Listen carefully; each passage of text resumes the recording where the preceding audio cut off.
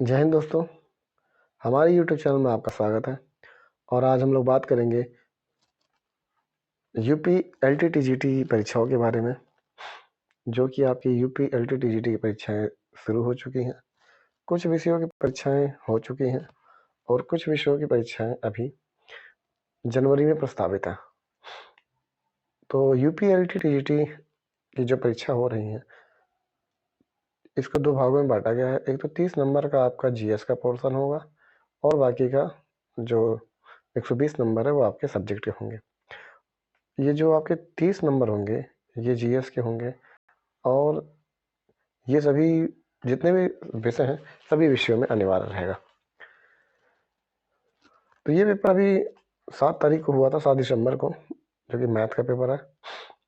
और यहाँ से हमें ये देखने को जरूर मिल जाएगा कि किस तरीके का पैटर्न रहा आपकी जीएस वाले पोर्शन की, और आगे आगामी परीक्षाओं के लिए भी आपके लिए बहुत ही महत्वपूर्ण है।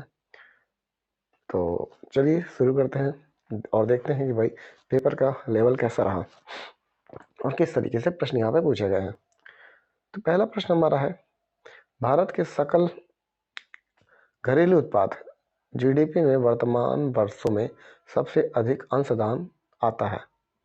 तो भारत की जीडीपी में सबसे ज़्यादा अंशदान या फिर कहा जाए कि सबसे ज़्यादा योगदान किस क्षेत्र का रहा, तो वो हमारा है सेवा क्षेत्र से। ठीक है ना, किस क्षेत्र से? सेवा क्षेत्र से। कहा जाए कि भारत की जीडीपी में सबसे ज़्यादा भाई यहाँ पे योगदान रहता है।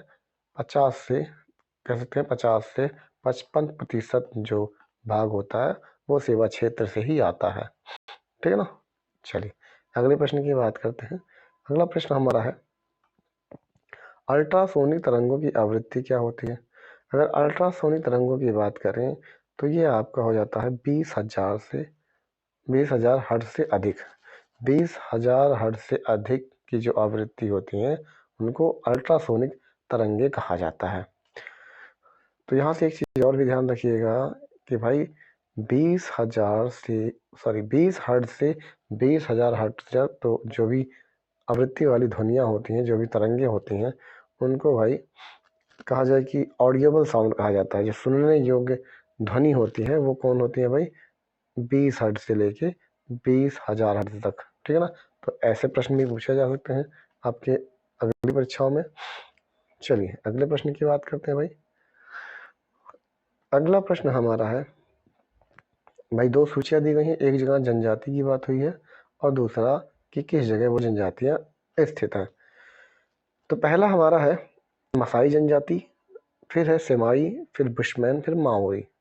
अगर हम लोग मसाई जनजाति की बात करते हैं तो ये आपकी पूर्वी अफ्रीका में पाए जाते हैं। सेमाई जनजाति की बात करें तो ये आपके न्यूजीलैंड में पाए जाते हैं। बुशमैन जनजाति की बात करते हैं तो ये आपके कालाहारी मरुस्थल में पाए जाते हैं। और माओरी जनजाति की बात करें तो ये न्यूजीलैंड में पाए जाते हैं। तो हमको मिलान करना था और आंसर यहाँ बताना था भाई। अगर हम बात करें ऑप्शन की तो मसाई जनजाति पूर्वी अफ्रीका में, मतलब फर्स्ट ए का हो जाएगा 4। अब ए का 4 देखना हमको भाई, तो ए का 4 इसमें है, ए का 4 इसमें है, तो ये और ये हमारा होगा नहीं।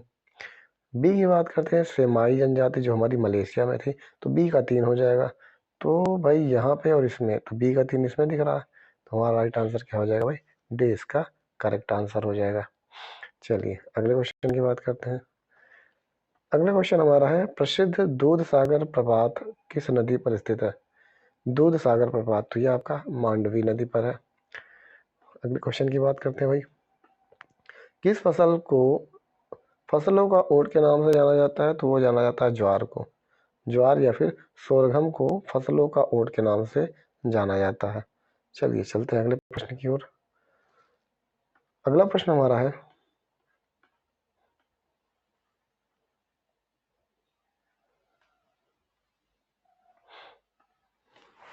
निम्नलिखित में से किस आधार पर जैव विविधता हॉटस्पॉट परिभाषित किए जाते हैं? तो याद रखिए वो है वनस्पति। ठीक है ना। वनस्पति के आधार पर जैव विविधता हॉटस्पॉट प्रस्तावित किए जाते हैं या फिर परिभाषित किए जाते हैं। चलते हैं अगले प्रश्न की ओर। अगला प्रश्न देखिए, ये एक जगह योजना का नाम दिया हुआ और दूसरी जगह मुख्य उद्देश्य दिए गए हैं कि भाई उस योजना का उद्देश्य क्या है। पहला योजना है MAA, माँ, ठीक है ना, माँ की बात करते हैं तो ये संबंधित है आपके भाई स्तनपान से, ठीक है ना, किससे संबंधित, स्तनपान से। ए का हो जाएगा सेकंड, ए का क्या हो जाएगा, सेकंड हो जाएगा, ठीक है ना। दूसरा दिया है लक्ष्य, तो लक्ष्य किससे संबंधित है भाई, तो लक्ष्य संबंधित है आपका प्रसव एवं प्रसूति ऑपरेशन थिएटर में। चलिए देखते हैं, अगर ऑप्शन से यहाँ से आ जाएगा तो इसका मतलब आगे बढ़ने की हमें जरूरत नहीं पड़ेगी।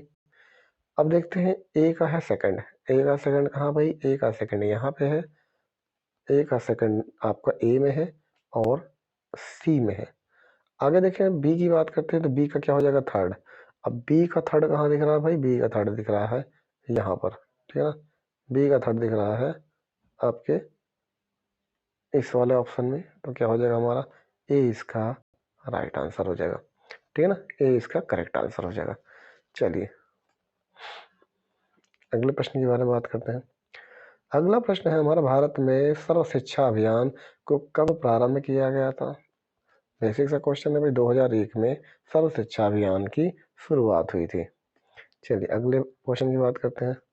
अगला क्वेश्चन हमारा संविधान से संबंधित है, पॉलिटी से। किसी व्यक्ति की स्वतंत्रता को सुरक्षित रखने के लिए उच्च न्यायालय द्वारा निम्नलिखित में से कौन सी रिट जारी करती है, तो कौन सी रिट जारी किया जा सकता है, वो है आपका बंदी प्रत्यक्षीकरण, ठीक है ना, हैबियस कॉर्पस, सी इसका करेक्ट आंसर हो जाएगा। चलिए नेक्स्ट क्वेश्चन की बात करते हैं।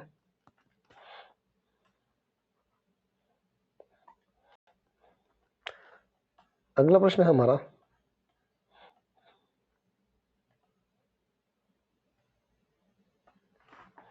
नीचे दी गई फसलों में से कौन सा फसल मोटा अनाज नहीं है। अब मोटे अनाज में कौन से फसल आते हैं भाई, तो याद रखिएगा, एक तो गेहूं और दूसरा है चावल। गेहूं और चावल को जितने भी गेहूं और चावल के अलावा जो भी अनाज आते हैं वो आपके मोटे फसलों में आते हैं, ठीक है ना। तो गेहूं और चावल को छोड़ के सभी मोटे अनाज में आते हैं, तो यहाँ पे पूछा गया कौन सा मोटा अनाज नहीं है, तो आपका गेहूं राइट आंसर हो जाएगा। जून 2025 में किस देश ने अपने 2 बच्चों की नीति को समाप्त कर दिया है, तो वो है वियतनाम, ठीक है ना। वियतनाम में कहा जाए कि जो पॉपुलेशन है वो नेगेटिव हो रही है, इसलिए वहाँ पे भाई इस कहा जाए कि जो 2 बच्चों की नीति है उसको समाप्त कर दिया गया है। अगला प्रश्न हमारा है पॉलिटी से भाई, एक जगह अनुच्छेद दिया है, दूसरी जगह उससे संबंधित विषय के बारे में बात की गई है। अनुच्छेद 51 की बात करते हैं, 51 का, तो ये संबंधित है आपके भाई मूल कर्तव्य से, किससे संबंधित है, मूल कर्तव्य से। अनुच्छेद 14 की बात करते हैं भाई, तो अनुच्छेद 14 कहता है विधि के समक्ष समानता। 17 की बात करते हैं तो ये दिया गया अस्पृश्यता का अंत, और 18 की बात करते हैं तो भाई ये आपका उपाधियों का अंत हो जाता है, ठीक है ना। चलिए ऑप्शन देखते हैं, ऑप्शन में फर्स्ट का क्या हो जाएगा, सेकंड। फर्स्ट का सेकंड भाई आपके 3 ऑप्शन दिख रहे हैं। बी वाले में बात करते हैं, बी आपका दिया है, बी का हो जाएगा 4, तो बी का 4 कहाँ दिख रहा है भाई, यहाँ पे है, और बी का 4 यहाँ पे दिख रहा है और इसमें दिख रहा है, तो और आगे बढ़ना पड़ेगा हम। सी की बात करते हैं तो सी का थर्ड हो जाएगा, तो सी का थर्ड कहाँ दिख रहा है, यहाँ पे, तो इसका मतलब हमारा क्या हो जाएगा, ए इसका करेक्ट आंसर हो जाएगा। चलिए अगले प्रश्न की ओर बढ़ते हैं। अगला प्रश्न हमारा है डूरंड कप किस खेल से संबंधित है, तो डूरंड कप संबंधित है भाई फुटबॉल से। भारत का सबसे पुराना कहा जाए कि जो फुटबॉल कप है या फिर सबसे पुराना फुटबॉल कप कौन सा है, वो डूरंड कप ही है, ठीक है ना। फुटबॉल से संबंधित सबसे पुराना कप कौन सा हो जाएगा, वो आपका डूरंड कप है जो कि फुटबॉल से संबंधित है। अगला प्रश्न हमारा है, फतेहपुर सीकरी में सम्राट अकबर द्वारा कौन सी इमारत बनाई गई है या फिर निर्मित कराई गई है, तो वो है आपका पंचमहल, ठीक है ना। कौन सा हो जाएगा, पंचमहल, जो कि फतेहपुर सीकरी में है। अगला प्रश्न हमारा है,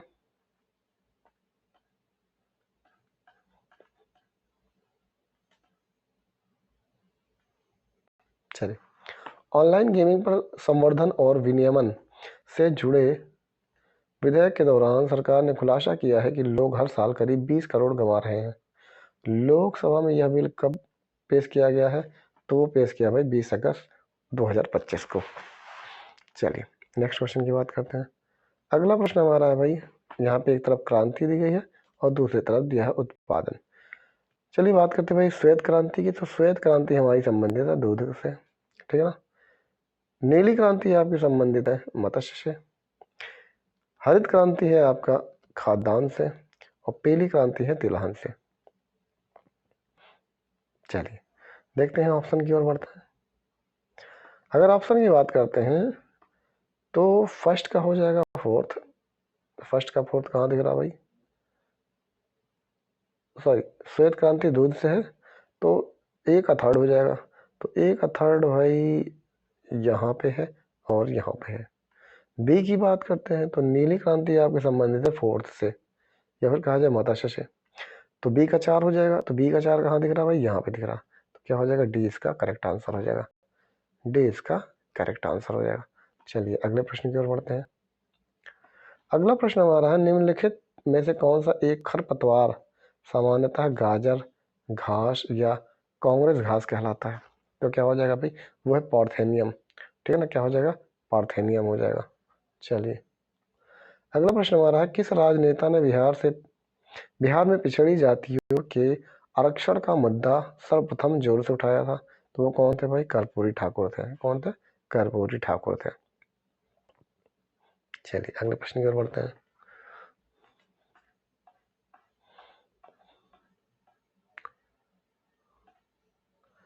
क्वेश्चन नंबर 19 की बात करते हैं। निम्नलिखित में से किस नेता ने स्थानीय स्वशासन संस्थाओं का विरोध किया था? तो वो थे बी आर अम्बेडकर।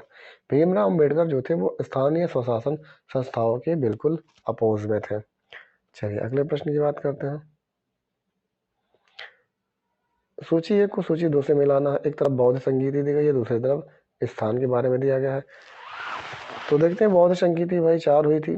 कब कब हुई थी? सॉरी कहाँ पे हुई थी ये पूछा गया है। तो प्रथम बौद्ध संगीत जो बौद्ध संगीति हुई थी वो हुई थी भाई आपके राजगृह में। तो ए का थर्ड हो जाएगा। चलिए ऑप्शन को भी देखते रहे। अब देखिए ऑप्शन की बात करते हैं भाई, ए का फोर्थ, ए का सेकंड है, ठीक है। तो पहली जो बौद्ध संगीति हुई थी वो राजगृह में हुई थी। तो ए का थर्ड हो जाएगा। ए का थर्ड सिर्फ यहीं पे दिख रहा। दूसरी जो हुई थी आपकी वैशाली में, तो दूसरा देखिए वैशाली दिख रहा, बिल्कुल सही है। सी आपका तृतीय जो हुई थी वो पाटलिपुत्र में, तो सही है भाई। तो आपका यहाँ पे ऑप्शन बहुत ज़्यादा टफ नहीं था, आसान ही था। तो आप एक से ही इस क्वेश्चन का आंसर बता सकते थे। चलिए अगला देखिए, पूछा कि ऊंट का कुबड़ किससे बना होता है? तो वो बना होता है वसा या ऊतक का, ठीक है ना। वसा ऊतक का बना होता है आपका ऊंट का कुबड़। अगला प्रश्न हमारा है, जैव विविधता शब्द का प्रयोग सर्वप्रथम किसने दिया था? वो दिया था भाई आपके वाल्टर सी रोसन ने, ठीक है ना। किसने दिया था? वाल्टर सी रोसन ने दिया था। अगला देखिए यहाँ पे मैथ के क्वेश्चन दिए गए भाई। तो दिया हुआ है षट्भुज में विकर्णों की संख्या। अगर हम बात करें कि भाई एन भुजा वाले, ठीक है, एन भुजा वाले कहा जाए कि जो बहुभुज होता है उसके विकर्णों की संख्या का फॉर्मूला होता है n-3 अपॉन में 2 होता है। अब यहाँ पे n की जगह देखिए कितना है, षट्भुज मतलब 6। तो n की जगह रख दीजिए 6 आप। 6 अपॉन में 2। 6 में से 3 गए, कितना बचेगा यहाँ पे? यहाँ पे बचेगा 3, यहाँ पे 2 है। इससे डिवाइड करेंगे 3 बचेगा, 3 3 का 9। तो इस क्वेश्चन का आंसर क्या हो जाएगा भाई? 9 इस क्वेश्चन का राइट आंसर हो जाएगा। क्या हो जाएगा? 9 हो जाएगा। चलिए अगले प्रश्न के बारे में बात करते हैं। अगला प्रश्न हमारा है मैथ का ही सिंप्लीफिकेशन का प्रश्न है। यहाँ पे दिया है, यदि किसी संख्या का 20% 50 है तो संख्या ज्ञात कीजिए। तो हम मान लेते हैं संख्या x, हमने माना संख्या x और x का 20% कितना है? 50 है। बस अब यहाँ से x की वैल्यू निकाल लीजिए। 20 पंजे 100, यहाँ पे इसका मल्टीप्लिकेशन हो जाएगा 50 गुणे 5, मतलब 50 गुणे 5 इज इक्वल टू कितना हो जाएगा 250। मतलब क्या हो जाएगा इसका आंसर, सी इसका राइट आंसर हो जाएगा। चलिए अगले प्रश्न की ओर बढ़ते हैं।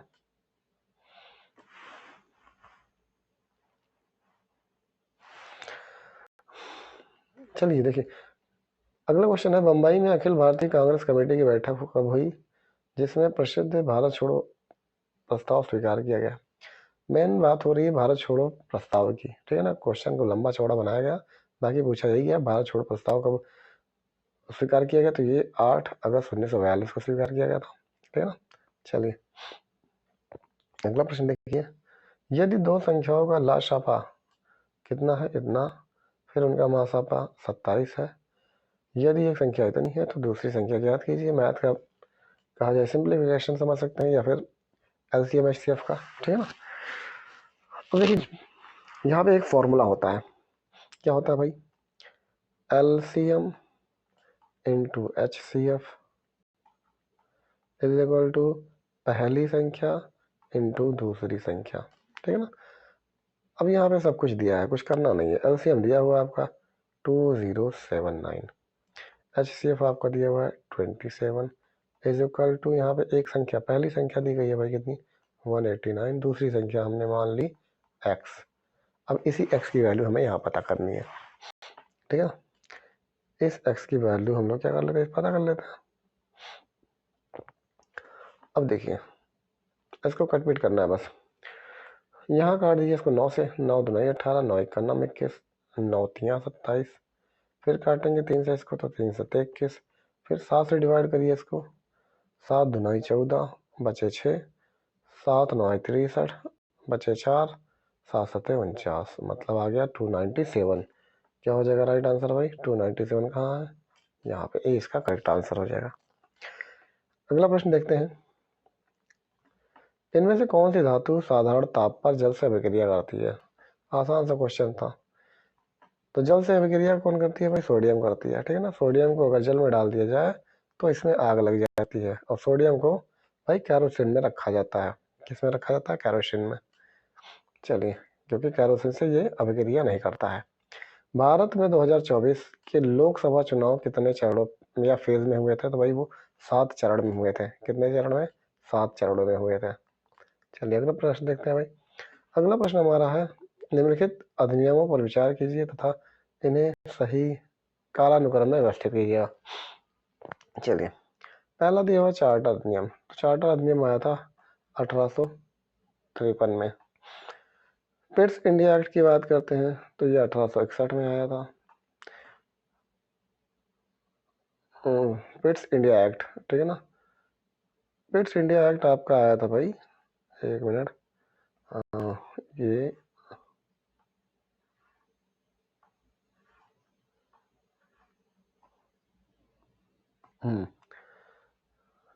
ये आया था भाई 1753 में, ठीक है ना। आपका भारतीय परिषद अधिनियम की बात करते हैं तो ये 1861 में आया था, और रेगुलेटरी एक्ट की बात करते हैं तो 1773 में आया था, ठीक है ना। अब पहला देखिए, सबसे पहला क्या है, पिट्स इंडिया एक्ट दिख रहा 1753, तो 1753 मतलब दूसरा, दूसरा कहाँ दिख रहा भाई, सबसे पहले, ओ सॉरी ये होगा 1853, 1773 हो गया। पिट्स इंडिया एक्ट,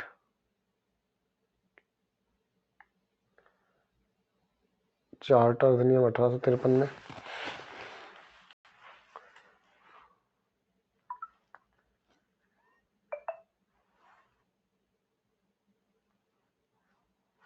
चलिए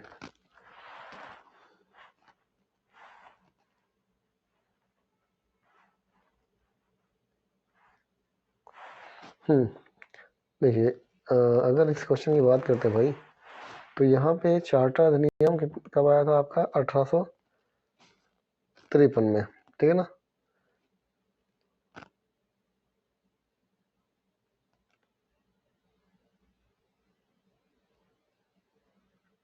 सॉरी सॉरी सॉरी देखिए यहाँ पे थोड़ा सा कुछ गलती हुई है।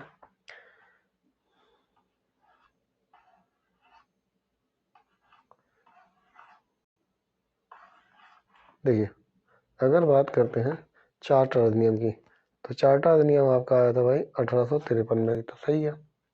कब आया था? 1853 में। आपका पिट्स इंडिया एक्ट की बात करते हैं तो ये 1784 में आया था। कब आया था? 1784। भारतीय परिषद अधिनियम की बात करते हैं तो ये आपका 1861 में आया था। कब आया था? 1861 में। और रेगुलेटिंग अधिनियम की बात करते हैं तो ये 1700 आपका 73 में आया था। तो सबसे पहले देखेंगे 1773, फिर 1784। तो फोर्थ और सेकंड, पहले फोर्थ आएगा फिर सेकंड आएगा, तो ये ऑप्शन आपको यहाँ दिखेगा, फोर्थ और सेकंड। फिर आपको पहला दिख रहा है यहाँ पे 1853, सही है। फिर 1861 सबसे लास्ट में हो जाएगा। ठीक है, चलिए अगले प्रश्न की बात करते हैं, और आपका लास्ट प्रश्न होगा। ठीक है, अगला प्रश्न यह है, निम्नलिखित में से किस राज्य में सर्दी के महीने में बाढ़ आती है? तो याद रखिएगा भाई, वो तमिलनाडु। तमिलनाडु में भाई अक्टूबर और नवंबर में भी कहा जाए कि यहाँ पे बाढ़ आने की संभावना रहती है। ठीक है ना, चलिए तो ये तो रहा भाई आपका जीएस के 30 प्रश्न थे। अगर देखा जाए तो इनका लेवल जो था इजी टू मॉडरेट कह सकते हैं। ठीक है ना, कुछ क्वेश्चन इजी थे और कुछ क्वेश्चन आपके मॉडरेट या फिर कहा जाए कि हार्ड भी था। ठीक है ना, तो लेवल कहा जाए कि लगभग लगभग इनका मॉडरेट है। ठीक है, तो यहाँ से जो भी प्रश्न दिए गए उनसे संबंधित और भी जो फैक्ट है उन फैक्ट को भी जरूर ध्यान दीजिएगा आप लोग, ये आपकी परीक्षाओं के लिए महत्वपूर्ण होगा। ठीक है ना, चलिए देखिए, और हमारी पेड क्लासेस चलती है भाई, और एलटी जीआईसी के लिए कहा जाए कि जो भी आपकी जीएस वाला पोर्शन है उसकी यहाँ पे प्रिपरेशन चल रही है। तो जिनको भी भाई तैयारी करनी है, जिनको प्रिपरेशन करनी है, समय बहुत कम है, तो जिनको भी लगता है कि अभी हम यहाँ पे तैयारी कर सकते हैं तो हमारे नंबर पे कांटेक्ट कर सकता है भाई। नंबर हमारा 1914040209। ठीक है ना, इस पे कांटेक्ट करके आप क्लासेस अटेंड कर सकते हैं। डेली क्लासेस चलती हैं 6 to 7:30 PM। ठीक है, तो चलिए आज की वीडियो में इतना ही, मिलते हैं अगली वीडियो में। तब तक के लिए सभी को जय हिंद, जय भारत।